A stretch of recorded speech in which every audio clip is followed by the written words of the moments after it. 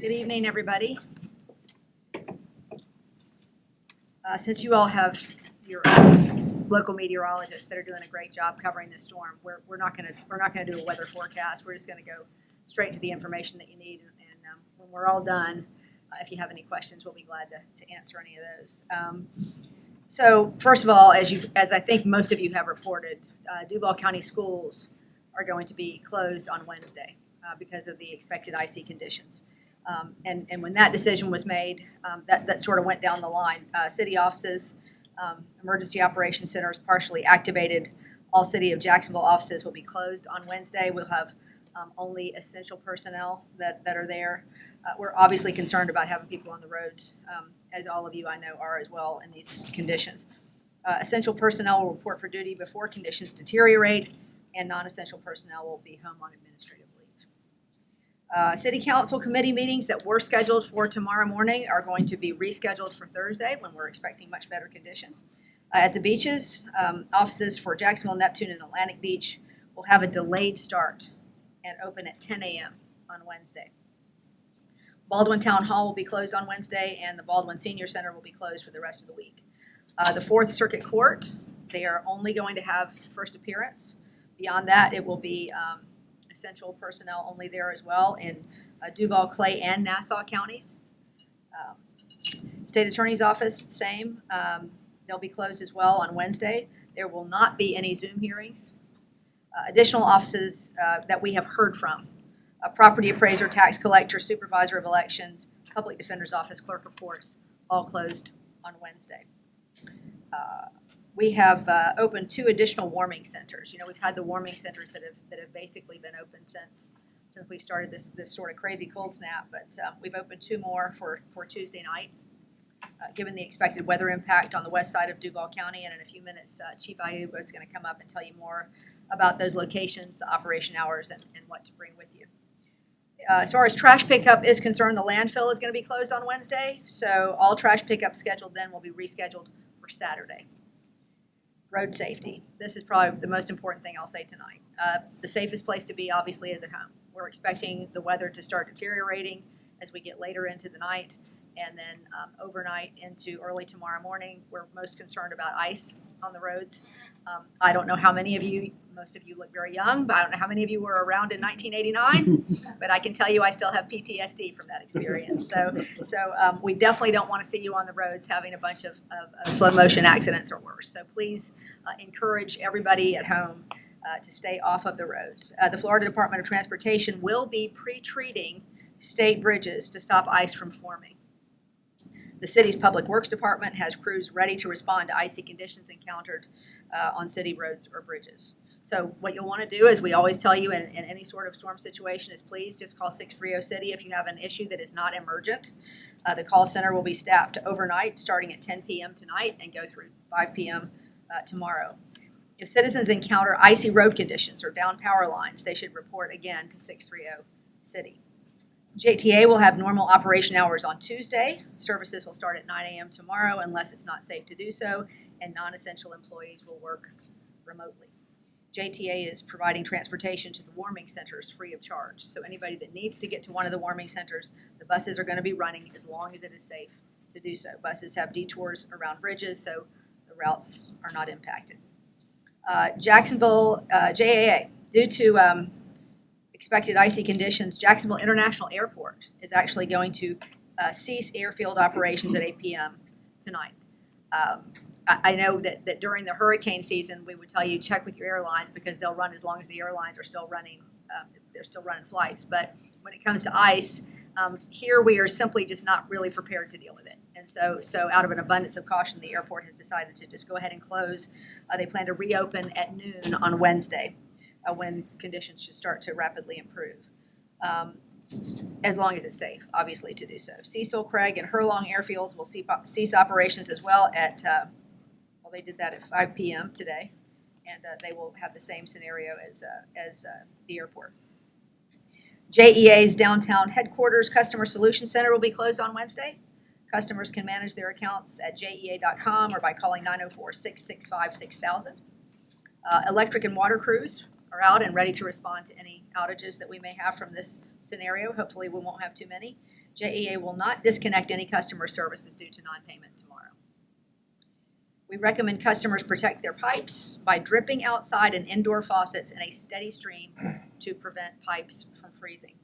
And also wrap any exposed pipes outside or in unheated areas. And obviously you want to make sure that you're getting your pets inside tonight. Stay Jax ready as always. We love our app. We think that it's absolutely fantastic, and there's new information being added to the Jax Ready app all the time. So if you have not downloaded the Jax Ready app, please do so because it's so helpful and gives you all kinds of great safety tips as well. So I don't know who's next. Okay, Director Cowan, like I said, once everybody goes through, we'll answer questions. Thank you, Mayor Deegan. Good evening. I'm Director Joe Cowan, Director of Patrol and Enforcement with the Jacksonville Sheriff's Office. You're going to hear a constant theme tonight and into tomorrow is if you don't need to be out on the roads, please stay at home. If you do find yourself that you have to be out on the roadway, use caution. As the mayor mentioned, we are working with our public partners, FHP, Florida Department of Transportation as well, to pre-position and identify any freezing of bridges and roadways that they may help us address, as well as City Public Works for more of the local bridges and roadways. But again, just if you don't need to be out on the roadways, please stay at home. Our normal operations for patrol will continue. We're bringing in a few other assets early tomorrow to be prepared to identify or assist in any traffic-related issues that we have. But again, that's the best thing you can do to help us all out. Stay at home unless you just need to. I'll be followed by Chief Powers. Chief. Thank you, Director. I just wanted to talk about fire safety. It's extremely important right now because it's getting cold. People are going to be doing certain things to try to stay warm. If you're going to use a space heater, please do it safely. And that means keeping the space heater back 3 feet from any combustible materials. Make sure that you plug that space heater directly into an outlet, not into an electric extension cord. And when you're not in the room with the space heater or when you're going to bed, make sure that you turn it off. Fireplace safety. So if we lose power, people are going to be trying to use fireplaces. Just make sure that your chimneys and your vents are clean and free of obstructions. Make sure that you have a screen up in front of your fireplace. Don't leave the fire, just like the space heaters, don't leave that fire unattended. And if you have to clean your fireplace out, make sure that those ashes are in a container that's not going to catch on fire. Don't put them in a trash can with paper goods or something like that that could catch on fire. We deal with that on a regular basis during the cold times of the year, and we just don't want you to be safe. If you're going to use candles, we recommend that you don't use candles, but if you do use candles, please never leave them unattended and leave them on a stable surface that is non-combustible. Avoid overloading. I mean, this is common sense here, but avoid overloading outlets. That causes a lot of fires. If the power goes out and you have a generator, please keep that generator back from all openings, windows, and all that, at least 20 feet.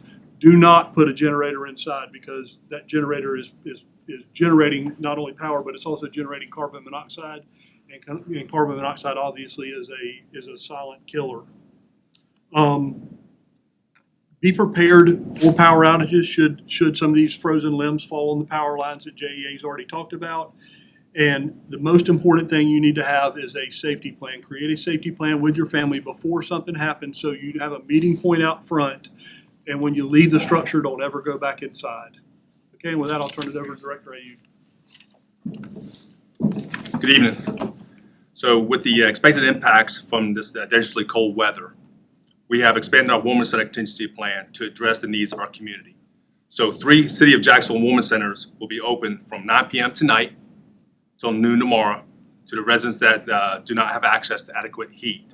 Those 3 locations: the Legend Center, that's 5130 Sutel Drive; Cecil Gym and Fitness Center at 13531 Lake Newman Street; and West Branch Library, 1425 Chaffee Road South. With the exception of the West Branch Library, which will be used as a women's center, all branches will close at their regular scheduled time tonight and will reopen the morning of Thursday, January 23rd. Please note that we have changed our original seasonal women's center plan for this storm in order to put the safety of our library employees first, given the dangerous road conditions that we are expecting. What to bring to the women's centers. First, let me say this. If you can get there early, as I said, 9 p.m. tonight, don't wait till midnight, 1 a.m. Okay, get there early. What to bring to the women's centers. Air mattresses, blankets, pillows, other bedding, snacks, medication, games, toys, books, hygiene and comfort items. As the mayor said, JTA will assist those with needs for transportation to the women's centers as long as it's safe to do so. This information can be found on our jaxready.com or our Jax Ready app. And I want to say this because I'm extremely proud. I know me and the Chief Health Officer for the city, Dr. Joshi, mentioned this. In the 7 days in 2025 that we have opened the Legend Center, we've had 72 people go there. Think about that, ladies and gentlemen. That's 72 potential lives we've saved doing this. And I'm extremely proud. We have a task force that's been overseeing this for the last 2 years, and I'm proud to be that part of that team. So with that, thank you. Mayor? Andre, pets can go to the. Yes, so the Legend Center, we have cages there, and pets can go to the Legend Center. Yes, ma'am. Thank you. Any questions, Fred? I know that FDOT, you mentioned, is gonna be taking care of, pre-spraying or salting the roads or whatever, or the bridges. When it comes to local roads, what kind of efforts are gonna be rolled out tomorrow if there's snow on the ground or ice or whatever to get them cleared out? Well, we basically use sand in those situations. We have sand ready to go. Public Works is ready for any conditions that become icy to go out there and sand the roads to create some friction for those. But our biggest concern, obviously, is some of those low-lying areas and also just the bridges. So we're glad that DOT is going to be pre-treating some of those, but we're ready for it. Our Public Works Department's all set with the sand to get out there and work on those roads if they need to.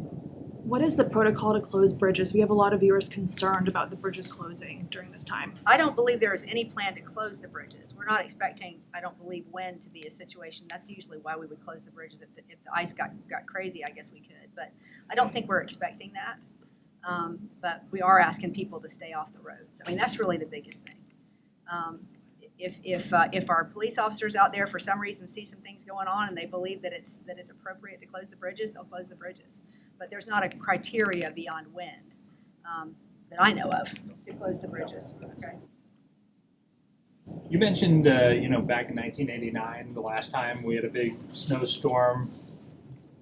Did you take any lessons from that? Because, you were working in the media back then. So Yeah, it took me 4.5 hours to get from the beach to the television station. And we saw approximately 6 or 7 slow motion accidents while we were traveling there. And then we got stuck at the TV station for a few days and ended up having to stay downtown because we couldn't go over the bridges. That was a really tough scenario for us because remember there was rain, then there was snow, then there was ice. It was a longer event.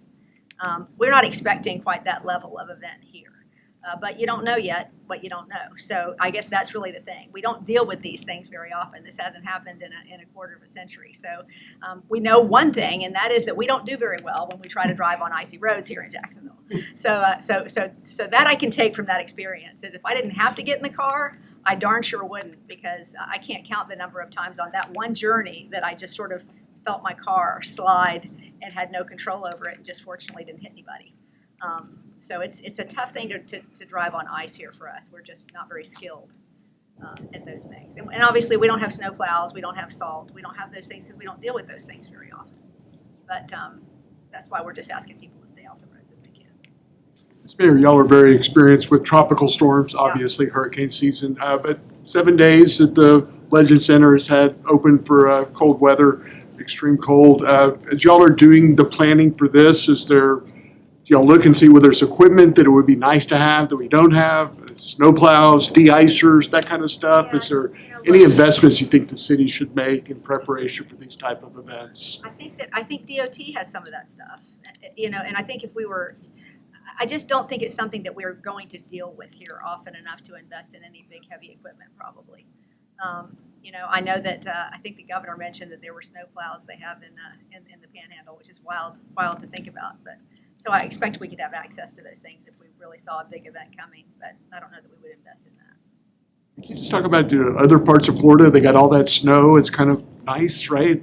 Once in a generation, but it looks like we're just going to get sort of the sloppy stuff, the freezing rain and stuff. I will Do you wish say, we were getting some snow out of this? That was a fun thing about 1989. Watching all the kids, on the little sleds going down the slopes and things that, I mean, that's a fun part. But I suspect that, that at some point in time, that's gonna be us. And look, the forecast for this came further, further down than we thought, further east than we thought. So we're not done with this. We don't know exactly what we're gonna get, but yeah, it doesn't look like we're gonna get the fun snow. It looks like we're gonna get the not fun slush. I got a question for Chief Powers. What kind of guidance are crews getting as it relates to what's considered dangerous conditions on calls, and what does sending minimum crews to fires, what does that mean, and how is it defined? So we met this morning and had our safety command develop a safety brief. We brought all of our riding chiefs in today, and they were briefed on that. They have since gone out and are briefing all of our crews about how to respond, what the response protocol is. We're going to put a chief in fire communications in the 911 center tonight that's going to help with the dispatch protocols. We have some minimum stuff that has to be dispatched to structure fires, but anything that is above the minimum, we're going to not dispatch tonight while the roads are icy, just to try to protect our men and women and to protect the apparatus. Because as the mayor said, we as Floridians don't drive on ice a lot, so our skill level in that area is not great. So we're trying to protect the crews and keep them safe. You all are helping out in the panhandle too, are you not? We have not dispatched there. We've been asked to get a crew ready, but we have not dispatched yet.